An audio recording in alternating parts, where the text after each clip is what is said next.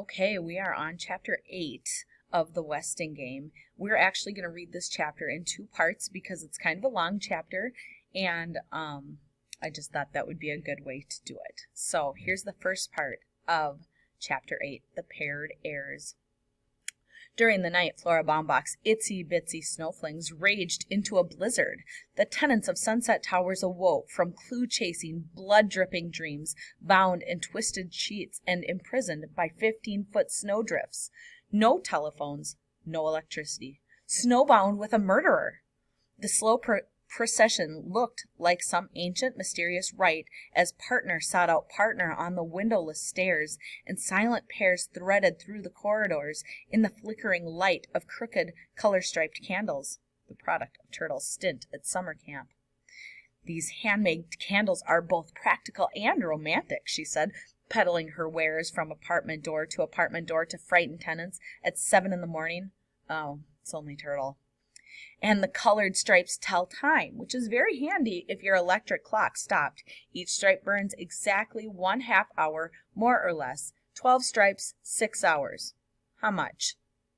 "Not wishing to take advantage of this emergency, I've reduced the price to only $5 each." Outrageous! Even more so when the electricity came on 2 hours after she made her last sale. "Sorry, no refunds," Turtle said. "No matter. What was $5 to heirs of an estate worth $200 million?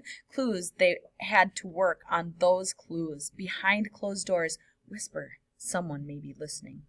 Not all heirs were huddled in plotting, puzzle-solving pairs. Jake Wexler had retreated to his office after a long and loud argument with his wife. He sure could have used half of that $10,000, but he wouldn't admit it, not to her. The forfeited money upset her more than the murder of her uncle, if it was her uncle. 5 floors above, Jake's partner stood before the restaurant's front window staring at the froth on the angry lake and beyond. No one bothered to tell Madame Who about the Westing game. Other players were snowbound elsewhere, Denton Deer in the hospital, Sandy at home. No one gave a thought to where Otis Amber or Crow might be.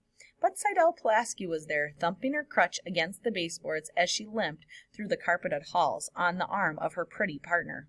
Not one, but 7 tenants had invited her to morning coffee or afternoon tea. Murder or not, they had to see Pulaski's copy of that will. 3 lumps, please. Angela drinks it black. Your health? Oh, thank the Lord, I'm still able to hobble about. Your job? I was private secretary to the president of Schultz Sausages. Poor Mr. Schultz, I don't know how he'll manage without me. Your shorthand notes.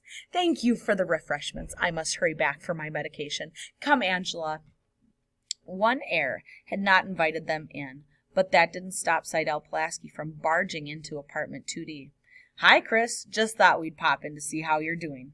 Don't be scared. I'm not the murderer. Angela's not the murderer, and we don't think you're the murderer. Mind if I sit down? The secretary toppled into a chair next to the invalid before he could reply. Here, I stole a macaroon for you. It's so sticky you'll be tasting it all day. I must have 6 strands of coconut between my upper molars. Chris took the cookie.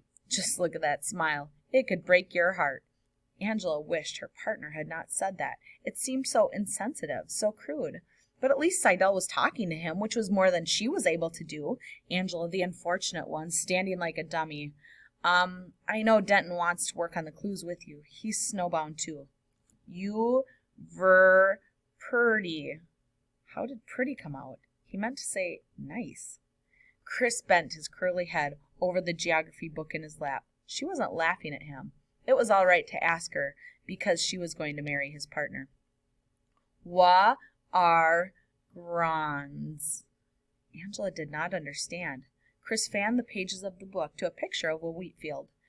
Grans. Oh, grains. You want to know the name of some grains? Let's see. There's wheat, rye, corn, barley, oats. Oats! Angela thought the boy was going into a fit, but he was only repeating her last word. Oats. Seidel was puffing her warm breath on the window and wiping a frosted area to clean her sleeve. There, now you'll be able to watch the birds again. Anything else we can do for you, young man? Chris nodded. Read me shorthand nose. The pretty lady and the funny lady moved quickly out of the door. One limped, but it was a pretended limp, he could tell. not like the limper on the Westinghouse lawn. Oats. Chris closed his eyes to picture the clues. 4, plain, grain, shed. Grain equals oats equals Otis Amber. 4 plus D from shed equals Ford. But neither the delivery boy nor the judge limped, and he still hadn't figured out she or plain. He'd have to wait for Denton Deer. Denton Deer was smart. He was a doctor. Chris raised his binoculars to the cliff. Wind-blown drifts buttressed the house. Something moved on the second floor, a hand holding back the edge of a drape. Slowly, the heavy drape fell back against the window. The Westinghouse was snowbound too, and somebody was snowbound in it. Only one of the players thought the clues told how the $10,000 check was to be spent. Take stock in America, the will said. Go for broke, the will said. In the stock market, Turtle said. And whoever makes the most money wins it all, the whole $200 million. Their clues? C, mountain, am, O stood for symbols of 3 corporations listed on the stock exchange. SEA, MT, the abbreviation for mountain, AMO. But AM and O are separate clues, Flora Baumbach said, to confuse us. But what about the murderer? I thought we were supposed to find the name of a murderer. To put us off track. If the police suspected murder, she'd be in jail by now. Her fingerprints were all over everything in the Westinghouse, including the corpse. You don't really think one of us could have killed a living, breathing human being in cold blood, do you, Mrs. Baumbach, do you? Turtle did, but the dressmaker was a cream puff. Don't you look at me like that, Turtle Wexler. You know very well I could never think such a thing. I must have misunderstood. Oh, my, I just wish Miss Pulaski had shown us her copy of the will.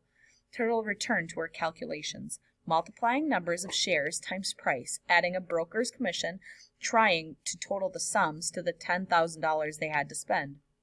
Flora Baumbach may have been wrong about the murderer, but she was not convinced of Turtle's plan. What about buy Westing paper products? I'm sure that was in the will. Great, Turtle exclaimed. We'll do just that. We'll add WPP to the list of stocks we're going to buy. Flora Baumbach had watched enough television commercials to know that buy Westing paper products meant that as soon as she could go to the market, she'd buy all the Westing paper products on the shelf. Still, it felt good having a child around again. She'd play along, gladly. You know, Turtle, you may be right about putting our money in the stock market. I remember the will said, may God thy gold refine. That must be from the Bible. Shakespeare, Turtle replied. All quotations were either from the Bible or Shakespeare. Mr. Who moved aside a full ashtray with a show of distaste and rearranged the clues. Purple fruited makes more sense. Grace Wexler looked across the restaurant to the lone figure at the window. Are you sure your wife doesn't understand English? I mean, after living here for so long? That's my second wife. She came over from Hong Kong 2 years ago. She does look young, but it's so hard to tell ages of people of the Oriental persuasion, Grace said. Why was he glaring at her like that? Your wife is quite lovely. You know, so doll-like and inscrutable. Who bit off half a chocolate bar. He had enough problems with the empty restaurant, a lazy son, and his nagging ulcer. Now he had to put up with this bigot. Guys, bigot is like racist. So obviously it is not nice to say that basically she's saying when somebody's Asian, you can't tell their ages. And Mr. Who is annoyed because that's not anything you should think or say out loud. So a bigot is kind of like a racist. Grace lit another cigarette and rearranged the clues to read Purple Waves. You heard that doorman say purple waves. It must mean something. And that ghastly secretary was wearing a dress with purple waves last night, not to mention her crutch. You should not speak so unkindly of those less fortunate than you, Who said. You're quite right, Grace replied. I thought the poor thing handled her infirmity with great courage. Traveling mimosa, my future in-law says. He's a doctor, you know. Anyhow, Pulaski couldn't be the murderer, not the way she gimps around. Besides, how could my Uncle Sam know she'd wear purple waves to his funeral? Who waved cigarette smoke from his face. The murderer had to have a motive. How about this? A niece murders her rich uncle to inherit the money. Grace, good sport that she was, Grace tossed back her head and uttered an amused, Not that I care, Who said. The cheating moneybags got what he deserved. What's the matter? Look! Grace pointed to the clues. Fruited purple waves for C. 4C? The murderer lives in apartment 4C. I live in 4C, Who barked. If Sam Westing wanted to say 4C, he would have written the number 4, the letter C. S-E-A means sea, like what a turtle swims in. Come now, Mr. Who, we are both being silly. Have you spoken to your son about his clues? Some son. If you catch him, you can ask him. Who stuffed the rest of the candy bar in his mouth. And some business I've got here. Everybody orders up. Nobody orders down. That coffee shop is sending me to the poorhouse. And your Angela and that Pulaski woman, they didn't show us the will. They didn't give us their clues. They won't pay for 3 cups of jasmine tea and 6 almond cookies. And you smoke too much. And you eat too much. Grace threw her coin purse on the table and stormed out of the restaurant. Change, that's all he'll get from her. He'd have to beg on his knees before she'd sign Grace Windsor Wexler on the $10,000 check. That madman. Some pair they made. Attila the Hun and Gracie the Useless. Gracie Windclopple Wexler, heir pretender, pretentious heir. And that's where we're going to stop with this half of Chapter 8.